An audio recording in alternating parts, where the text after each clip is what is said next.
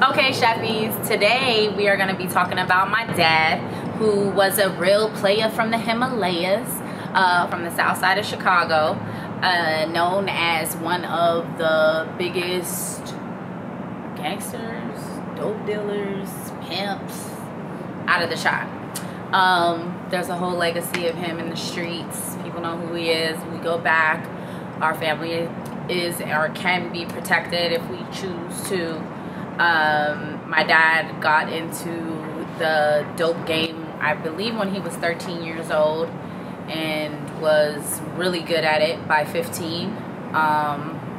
There's a lot of the parts of his story that I don't know, but the things that I do know is that he was one of the top distributors and had drug corporations in California, Hawaii, I believe Seattle for a while, Chicago, Michigan.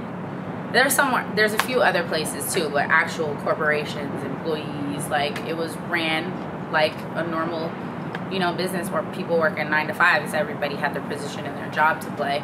And it was through the 70s, 80s, and the early 90s. So, every century, the game changed, and initially I believe when my dad was in it, there were rules and regulations, to how things were done. And by the time he was murdered April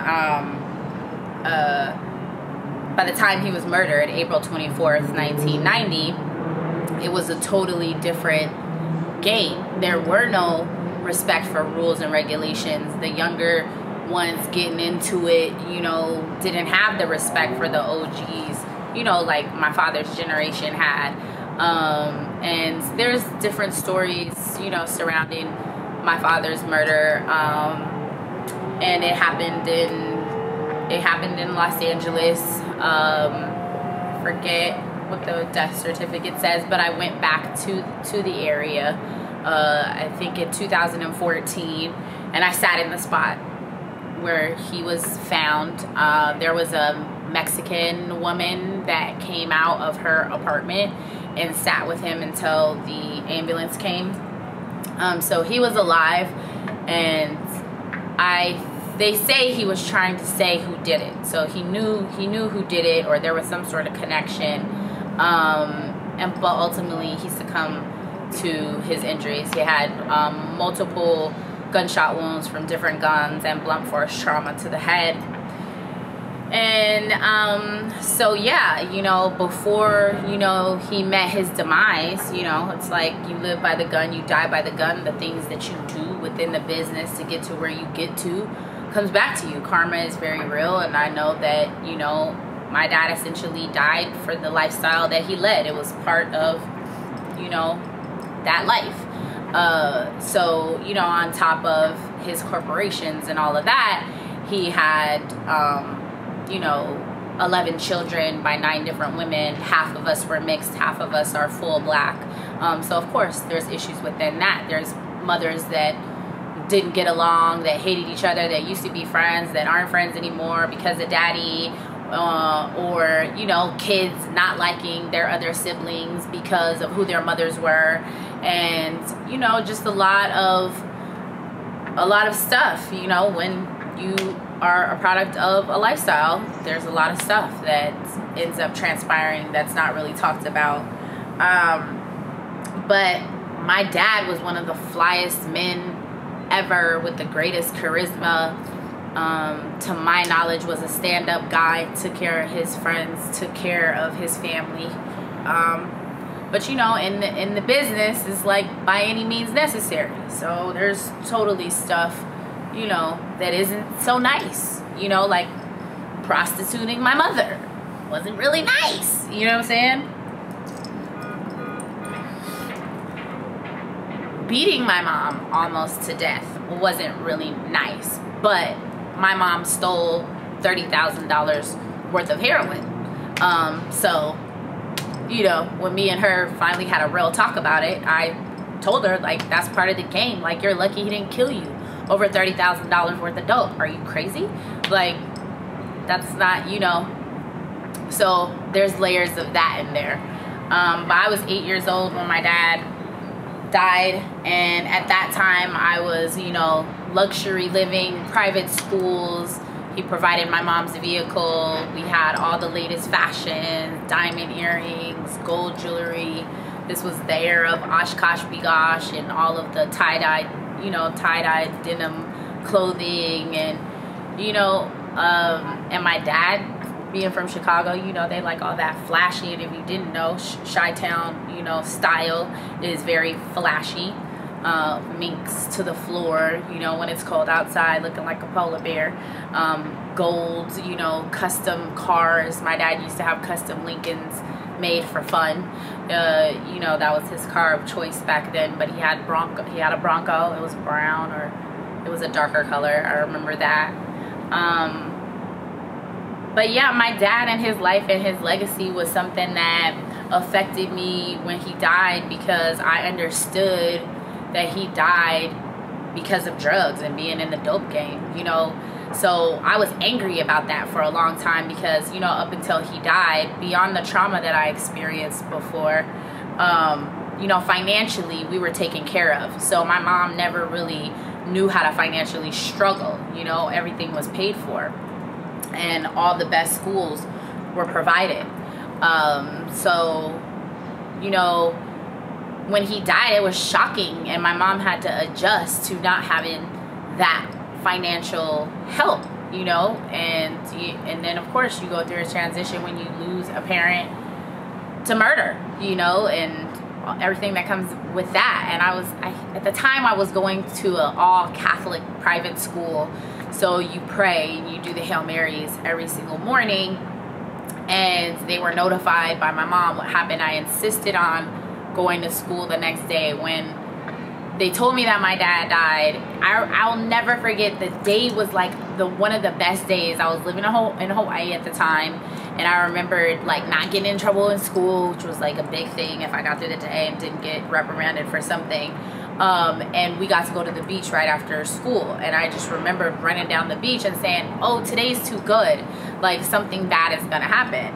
And when we got home, one of my mom's best friends met us in the driveway, and I could tell that she was upset, and she pulled my mom into the house, and I guess at this time told her that my dad had been killed. So my mom was in the room crying for, I think it was 3 or 4 hours before she opened the room.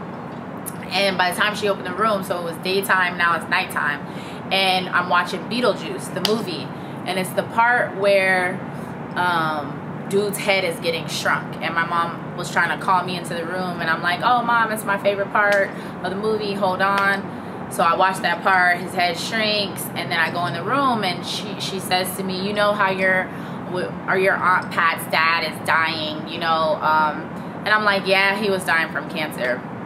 I'm 8 though, so it's like, I get it, I don't get it. And then I'm looking at her like, why, you know, what does that mean? Why does that matter? And she said, well, you know, your dad died. And I'm like, what do you mean my dad died? Like, I didn't believe her. I made her call my sister's mom and let me talk to my sister's mom and my sister. I refused to believe that it was true. My sisters had to, you know, reinforce what was said, and that my dad was gone. And within a few days, we flew from Hawaii to Los Angeles for the funeral proceedings. And I flipped out at the funeral. I flipped out at the, what is that? Is it the wake that's after? I forget. The thing that's after it, where everybody's celebrating. I flipped out there. And in the funeral, when I flipped out, it was when they closed the casket. And I'm like, he can't breathe. Open the casket. He can't breathe. He can't breathe. Kicking and screaming. I remember I had to get carried out. So my mom was hesitant to take me to the little party after. But I remember some of the family on my dad's side saying, like, she needs to celebrate him. She needs to have fun. And I just remember it being so confusing to me, because I'm like, he's dead. What are we celebrating? It's not a good time. You know, I don't want to dance. I don't want to have fun. Like, I want my dad back. You know, like, that's what I remember thinking, looking at it all, you know. And so we're there, and you know, I just cried, and it just wasn't a fun time for me. I didn't have a good time. And you know, that sent me into just a very angry place for a long time. It's still anger, or not even anger. It's just pain. It's just like a level of pain that stuck with me and changed me and hardened me in certain ways. But it's like now this happened, in 1990. How many years ago is that? 29 years almost? 28, 29 years, somewhere around there. It's become easier, finally. It used to, for 20-something years, it was not easy. It was something that I was mad about every single day, something that affected me every single day. And about a year ago, randomly, one of my younger sisters sends me this video clip of Ice-T talking about my dad back in the day, about introducing him to a different level of the pimp game. And I believe the dope game. I'm not really sure because the conversation on the interview was switching a lot, but it made me stop in my tracks. But when I was in the Army, I got connected to a pimp named Mitchell. And Mitchell, I used to go hang out at his house, and he said, "You cut for this game, nigga. You got them light eyes. You not too much turned on by these females." Wait, there's a pimp in the Army? Yeah, it's a pimp. No. My buddy in the Army, his girlfriend's sister was a hoe. A prostitute. Wow. So when his girlfriend... Fucking niggas in the Army? Oh, no. Hawaii is like open season, because you have all that military... Well, you was in the Army in Hawaii? Yeah, I was in the Army. Let's make some noise for Ice-T living it up. Even when he was on soldier duty, he's still living it up. Go ahead, continue. I was a ranger, so... Damn, a ranger? Yeah, so you was shooting a nigga from down the block. Yeah. Okay. That's Army serious. security. So my boy Spicer... I don't like using names because I don't know where these niggas are at this moment. He might be working for IBM. I might be getting fired or some shit. Right. But my boy Spicer, his girl was her sister. So Spicer's like, yeah, we gonna go to this party this weekend, blah, blah, blah. We would go over there, and it was my man Mitchell's house full of hoes. So he would look at me, be like, yo, man. And when you say hoes, you mean working? Prostitutes. Okay, go ahead, continue. Working girls. Prostitutes. And they were working on the island of Oahu. You have Navy. You have Navy, you have Marines there, and you have Army, and those guys only have a weekend. They don't have a lot of time to create a relationship. Right. So, and then you have a lot of tourists there. So are you saying the U.S. government sent y'all hoes? Well, I'm just saying prostitution is accepted in certain places to keep everything. It's always been in the military environment. Yeah, it's a lot of guys on that island, right? So kind of like it was a good place to get you pimping. So I'm over there, and homeboy was just like, "Yo, you cut for this and this, that, and the third." And I'm like, "Yeah, you know what I'm saying, but I'm in the service." And so then when I got home, when we would rob and shit, we had girls. We was working plastic. Like these niggas talking about they just sliding credit cards. That's an old game. And pride, because it's like a real respected OG that's been around forever, out here and has made a different sort of success, to publicly attribute part of his game, you know what I'm saying? A part of his story to my father. It meant everything to me, because it's different when you go through life and you're telling people certain things about you, and it's like, oh yeah, okay, like you're a dope deal, or oh yeah, your dad used to supply everybody in Hollywood, or things like that, because he did. It's like people don't really believe you. So it was like to hear somebody with respect and that's been out here to say that just was like, I loved it. And, I can't wait to hopefully cross paths with Ice-T to have a further in-depth conversation about my dad, because I'm sure that there was a lot more to say, but that wasn't the focus of the interview. And yeah, so when you see certain aspects of me, I guess with my jewelry, especially this medallion that has my little sister's ashes, the baby of my dad's children that died this summer, or last summer, it's a dragon medallion, but you'll see in the pictures of my dad that he wore 3 big medallions on his chains. And so it kind of mirrors, that. So it's kind of like an honor and homage to both of them. I feel like I got, part of my dad's flair. I like all my own custom jewelry. I got hustle from my dad. Can't nobody outwork me. If I get knocked down, I know how to get up. My dad taught me to stand 10 toes down and not to waver for anybody. I don't bend, I don't bow, and I don't break. And, you know, that's what I learned from my dad. And, you know, he always taught me to, if I got knocked down literally in a fight, that I had to get back up and to never allow nobody to beat me. So throughout my life, when I would get into physical altercations, I would allow people to get tired so they could get in as many hits as they wanted to. It wasn't really phasing me because in any second you're going to be tired, and then when you're tired, then I'm going to overtake you. And that's like survival tactics and not necessarily, you know, the best way to live the life, but it's how I've survived, you know, and part of my dad.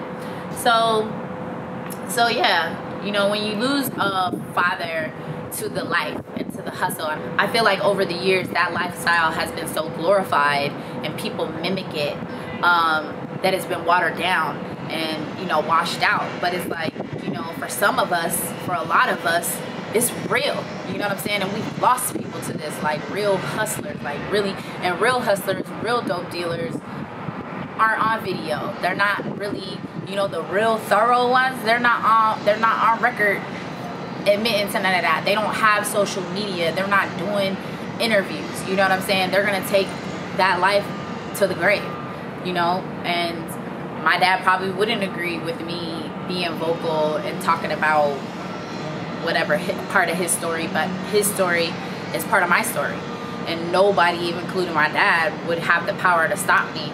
So I just feel like there's a lot of love, but there's a lot of trauma associated with being a child of a dope dealer.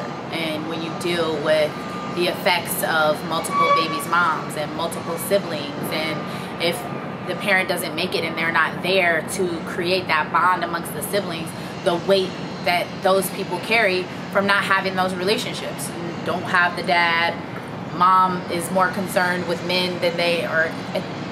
Mom's more concerned with men, or, you know, certain people's moms was concerned with drugs. You know, it's like